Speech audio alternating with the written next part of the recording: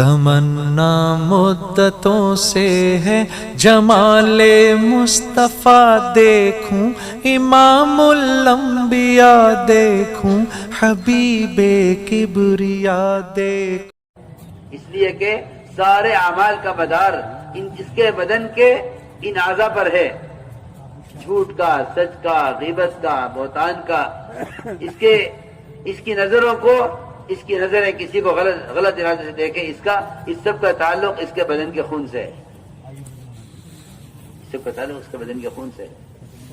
اس کے بدن سے جو عمل ظاہر ہوگا اس کا تعلق براہ راست اس کی کمائی سے ہے۔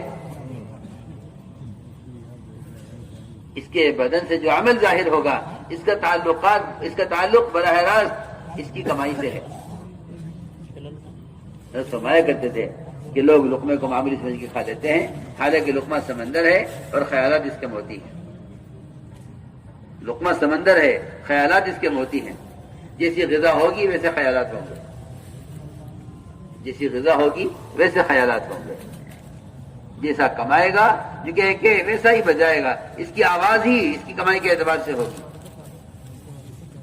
ابوبکر صدیق رضی اللہ تعالیٰ عنہ کو جب کہانت کی آمدنی کا لقمہ دیا گیا، فوراً سوال کیا کہاں سے لائے ہو؟ یہ فرماتے تھے ابوبکر رضی اللہ تعالیٰ عنہ کہ اپنے غلاموں کی کمائی کی تحقیق کیا کرو کہ کہاں سے کما کر لائے ہیں، کیسے کمایا ہے۔ اپنے غلاموں کی کمائی کی تحقیق کیا کرو کہ کہاں سے کما کر لائے، کیسے کمایا۔ پوچھا کہاں سے لائے ہو؟ غلام نے کہا کہ کہانت کی آمدنی ہے۔ ابوبکر رضی اللہ تعالیٰ عنہ نے اس لقمے کی قے کی۔ یہ لقمہ سخت بھوک میں کھایا گیا، جو معدے میں اندر چلا گیا ہے، اس کا نکلنا ممکن نہیں تھا۔ قے کرنے کی کوشش کرتے رہے۔ لوگوں نے کہا اس لقمے کو نکالنے کے لیے آپ پانی سے اپنا معدہ بھریے اور پھر قے کیجیے۔ چنانچہ روایت میں ہے کہ پانی پیتے رہے، قے کرتے رہے، پانی پیتے رہے، قے کرتے رہے، یہاں تک کہ اس قے کے ساتھ وہ لقمہ اندر سے باہر نکلا۔ لوگوں نے کہا نہیں، اس ذرا سے ٹکڑے کی وجہ سے آپ نے اتنی کوشش کی۔ فرمایا کہ میں نے سنا ہے فرماتے ہوئے حضور اکرم صلی اللہ علیہ وسلم کو کہ بدن کے خون کا وہ قطرہ جو سود کے مال سے تیار کیا گیا ہو اور سود کے مال سے جس میں پیدا ہوا ہو، جہنم کی آگ اس کو جلانے کی زیادہ حقدار ہے۔ یہ نہیں کر سکتا یہ قبل اس کے کہ میرے معدے سے ہضم ہو کر میرے بدن کا جز بنے اور میرے بدن کا خون کا قطرہ بنے، اس سے پہلے اس کو نکالنا ہے۔ میرے دوستو عزیزو، میں نے اس لیے عرض کیا کہ سب سے پہلے تقویٰ لاؤ کمائی میں۔ لوگ سمجھتے ہیں ہمارے پاس کمانے کے اسباب ہیں، ہم کما لیں گے، کہ نہیں۔ مسلمان سے اللہ تعالیٰ نے جو کمائی میں مسلمان سے جو وعدہ کیا ہے، وہ وعدہ سبب پر نہیں کیا، وعدہ اس حکم پر کیا ہے جو حکم کمائی کے اندر دیا ہوا ہے۔ اسباب سے احکام ایسے گزرتے ہیں جیسے تسبیح کے 100 دانے ہوں تو ہر دانے سے تاگا گزرتا ہے۔ کوئی دانہ ایسا نہیں ملے گا آپ کو جس دانے سے تاگا نہ گزر رہا ہو۔ آپ جتنے چاہے اسباب لے آئیں، دنیا میں کوئی سبب ایسا نہیں ملے گا جس میں اللہ کا حکم پھرا ہوا نہ ہو، اور وہ حکم ہی اصل کامیابی کا سبب ہے، تجارت سبب نہیں ہے۔ تجارت سبب نہیں ہے کامیابی کا، حکم سبب ہے کامیابی کا۔ اگر تجارت سبب ہے کامیابی کا تو قوم شعیب کامیاب ہونے چاہیے تھے۔ اگر باغات سبب ہے کامیابی کا تو قوم سبا باغات والے کامیاب ہونے چاہیے تھے۔ اگر حکومت سبب ہے کامیابی کا تو فرعون، حامان، شداد کامیاب ہونے چاہیے تھے۔ یہ کامیابی کا اسباب نہیں ہے۔ کامیابی تو ان اسباب میں اللہ کا حکم ہے، حکم کامیاب کرے گا، سبب نہیں۔ میں نے عرض کیا کہ اللہ تعالیٰ کا پہلا وعدہ تقوی پر کہ اللہ تعالیٰ اس کے نکلنے کا راستہ بنائیں گے۔ دوسرا وعدہ ہے وَيَرْزُقْهُ مِنْ حَيْثُ لَا يَحْتَسِبُ، ہم ان کو رزق وہاں سے دیں گے جہاں ان کا گمان خیال بھی نہیں پہنچے گا۔ جب صحابہ دعوت اللہ اور اللہ کے کی ساری مخلوق کے لیے خیر خواہ بن کر اور ان کو جہنم سے بچانے کی کوشش میں پھرا کرتے تھے، ان کو جہنم سے بچانے کی کوشش میں پھرا کرتے تھے۔ جی ہاں، ہم تو مسلمان کی کوشش اور ساری کوشش یہ ہے کہ کس طرح یہ ان کا مال ہمیں مل جائے۔ نہیں، وہ یہ کہتے تھے کہ مال بھی تم رکھو، جگہ بھی تم رکھو، ہم چاہتے ہیں کہ تم جہنم کی آگ سے بچاؤ، ہم صرف یہ چاہتے ہیں، ہم صرف یہ چاہتے ہیں۔ تو میں نے عرض کیا کہ جب صحابہ کرام ساری انسانیت کو جہنم سے بچانے کے لیے اور ساری انسانیت ہدایت پر لانے کے لیے جب اس کوشش میں مارے پھرتے تھے، اللہ تعالی رزق اس طرح دیا کرتے تھے۔ ایک صحابی فرماتے ہیں کہ ہم ایک قلعے میں داخل ہوئے،